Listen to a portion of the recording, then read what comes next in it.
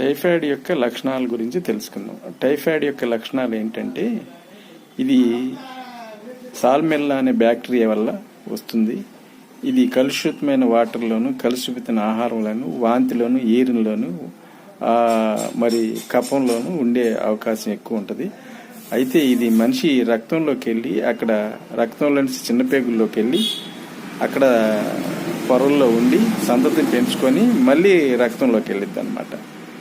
ఇది సాల్మెల్లా అని బ్యాక్టీరియా. ఇది 21 రోజు ఉంటుంది. మనం బలమైన ఆహారం తీసుకోకూడదు. బలమైన ఆహారం తీసుకుంటే ఒక్కోసారి పేగుల్లో బెజ్జాలు పడి బ్లడ్ వామిటింగ్ అయ్యి డేంజర్ అయ్యే అవసరం లేదు. తేలిగ్గా జీర్ణమైన ఆహారం, తేలిగ్గా జీర్ణ కొబ్బరి నీళ్ళు, మజ్జిగ, గ్లూకోజ్, ఈ తేలిగ్గా జీర్ణమైన ఆహారం తీసుకోవాలి. ఇది 3 వారాలు జ్వరం ఉంటుంది. సాల్మెల్లా అనే బ్యాక్టీరియా వల్ల వచ్చింది.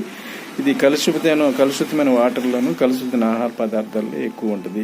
మరి బలమైన ఆహారం తీసుకుంటే ఒక్కోసారి ఆ పొట్టంతా కూడా ఇన్ఫెక్ట్ అయ్యి పచ్చిగా ఉండటం వల్ల, మనం బలమైన ఆహారం తీసుకోవటం వల్ల, మటన్ కానీ, చికెన్ కానీ, గుడ్డు కానీ తీసుకోవటం వల్ల ఆ పేగులు బెజ్జాలు పడి బ్లడ్ వామిటింగ్ అయ్యి ప్రమాదం జరిగే అవకాశం ఉంది. ఒక్కోసారి ప్రాణం కూడా పోయే అవకాశం ఉంది. అందుకని ఒక్కోసారి ఈ ఇన్ఫెక్షన్ అనేది మెదడుకు కూడా వెళ్ళిపోయి ఒక్కోసారి తలనొప్పి వచ్చి వామిటింగ్ అయ్యి కోమాలోకి వెళ్ళే అవకాశం కూడా ఉంటుంది. పిచ్చి పిచ్చిగా కూడా మాట్లాడతారు ఈ టైఫాయిడ్ మెదడుకి ఎక్కితే. ఇది టైఫాయిడ్ యొక్క కథ.